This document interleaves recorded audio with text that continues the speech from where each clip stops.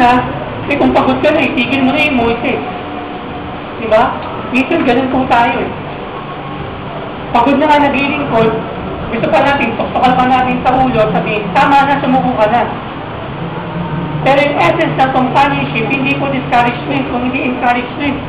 Kaya nga, sabi po ni Peter doon, gamitin natin yung ating kaloob para maglingkod sa iba. Paglingkod natin yung iba.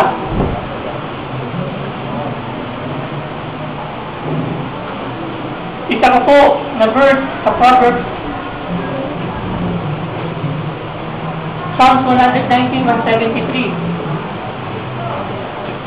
Sabi po ng isang psalmist po doon, Psalms 119, 173. May your hand be upheld at all times, for I have chosen your precepts. Panginoon, yung kamay mo, sana laging tumulong sa akin, sapagkat mas pinipili kong lakaran yung tama kaysa sa mali.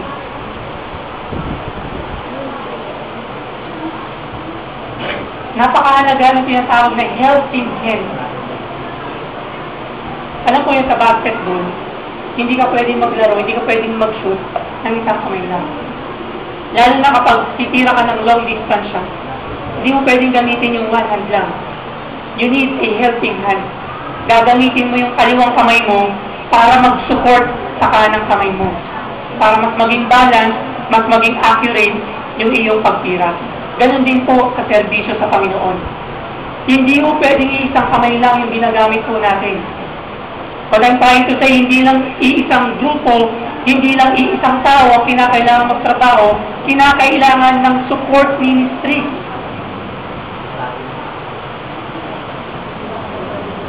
Sapagkat kung ang kikilos lamang po is yung main role, yung main man, darating yung panahon, mapapagod po yun. At kailangan po niya ng mga kompanyon na mag-aagapay sa kanya at tutulong iangat yung kanyang kamay pag siya'y napapagod na at napasali na. Growing pain. Even though kung gusto natin talagang lumago sa pananampalataya, ang dami mo natin pagdaraan ng pagsubok. At kasama po doon yung salitang discipline. Over and over again, naging favorite ko na yung verse sa Bible na Hebrews 12:11. Yung discipline na yun, na lagi kong ini-inculcate sa aking puso. Panginoon, gusto kong i-disiplina mo ako lagi. Kung meron akong ginawang mali sa'yo, Lord, discipline me. Dahil kapag hindi mo na ako disiplina, it means hindi mo na ako mahal.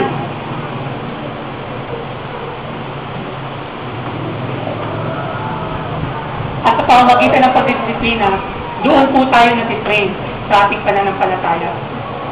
Kaya ang buong konteksto ng buong Hebrews is about faith.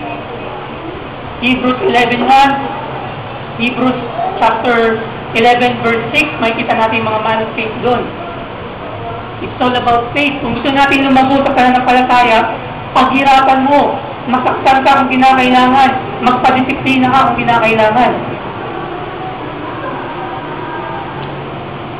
Dahil kapag hindi po tayo nagpadisiplina, later on, magkakaroon tayo na tinatawag na giving up one step. Isusubo natin yung ating pananampalataya simply because ayaw na natin magpadisiplina. Ayaw na lang. Hindi mangyayari yung growing in faith unless we grow in faith. Grow in faith. Yung growing, pag tinignan po natin yan sa English Dictionary, mas malalim po yan sa isang ouch. Pag sinabing growing, ouch! Yun ang growing. Intense feeling na ikaw ay nasaktan. Pero, nung nasaktan ka, hindi mo sinabing ayoko na. Kung hindi yung naranasan mo yung pain, sinabi mo, Lord, sige pa. Yun yung growing.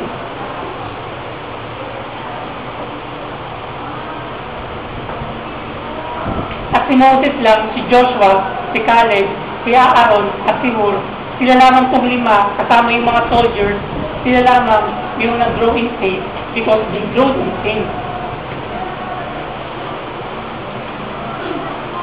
And finally, yung third and last 8 clauses po natin.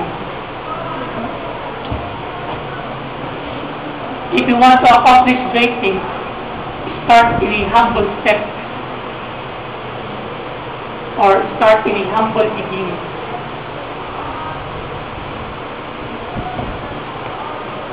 Bago nila ma-reach ang promised land, kinakailangan mo nila magsimula sa isang maiksing hakbang. Bago nilang lasapin yung sarap ng pangako ng Panginoon, kinakailangan mo nilang lakaran yung napakatinding lakarin na yun. At yung sinasabi po natin diyang humble step is yung pag-acknowledge mo kay Lord na apart from Him, we can do nothing. At yung humble step dyan is saying that, Lord, ako po'y may mga ginawang mali. Lord, meron po akong mga ginawang hindi tama. Patawarin po niyo ako. That is a humble beginning, a humble step. Acknowledging your trespasses, acknowledging your iniquity, acknowledging your lapses. Yun po yung humble step. At hindi mo tayo makakarating sa great things unless we humble ourselves before the Lord. Unless we acknowledge that we are sinners. Unless we are acknowledging na limited yung ating mga kakayanan, hindi mo tayo makakarating sa greater things and great things ng Lord. Kaya nga po yung pananalangin po rito, yan po yung pinaka ultimate humble step na pwedeng gawin ng isang mananampalataya ni Kristo. Ang sabihin niya, Panginoon, I need you.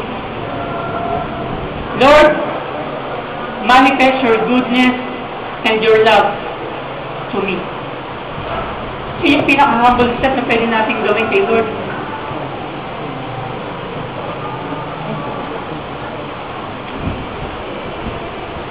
Minsan po, sa ating paglilingkod sa Panginoon, nakalimutan po natin yung tatlong influences na ito. Binabaliktad natin. Una, if you want to be called, then I must be an educated man. Kung tawagin, dapat maging matalino ka muna. Maging ganito ka para sabihin, tinatawag ka ng Panginoon.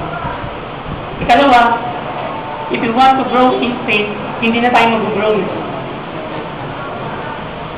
Live according to your own standard. Hindi ko na kailangan si Lord, hindi ko na kailangan ng rules and regulations. I can do it on my own. Make my day. Diba? Ganun tayo minsan.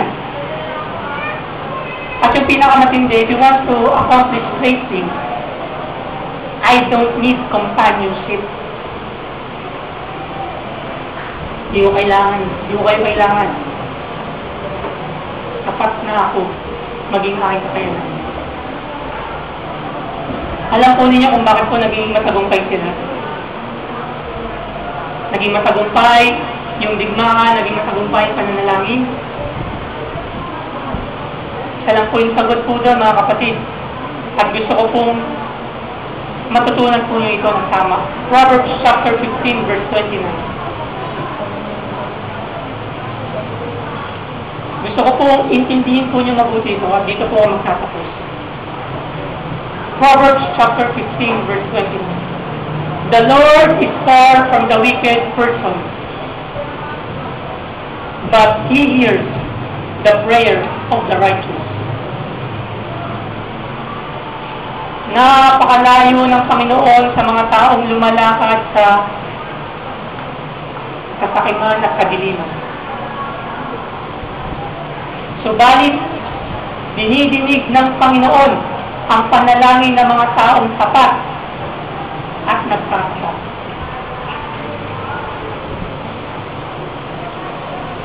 Ang tindi po ng statement pong yan. Nung sinulat po ni Haring Solomon yan, ang unang tinamaan po siya. Sapagkat siya po ay naglilingkod bilang hari, pero he considered himself as a wicked man, having a 1,000 wives. Hindi ba wicked po? Much wicked. Kung ilalagay kaya natin ang ating sitwasyon sa ngayon, yung tatlong if clauses ba ngayon ay nangyayari sa ating buhay? Yung Proverbs 15:29 ba yung ating ay nagiging totoo sa ating buhay? Dinidinig ba ng Lord yung ating prayers? Or ang layo ng Lord sa atin because we are wicked? Alam po niyo, pag sinabing wicked, hindi lang yun yung mga gumagawa ng mga karumal-dumal na mga krimen. Pag sinabing wicked, outright violation ng commands, laws, rules ng Lord. That is a wicked person. Pag pinag-usapan natin ng Bible. Kapag mayroong minuto sa Lord, hindi mo sunod, you are wicked.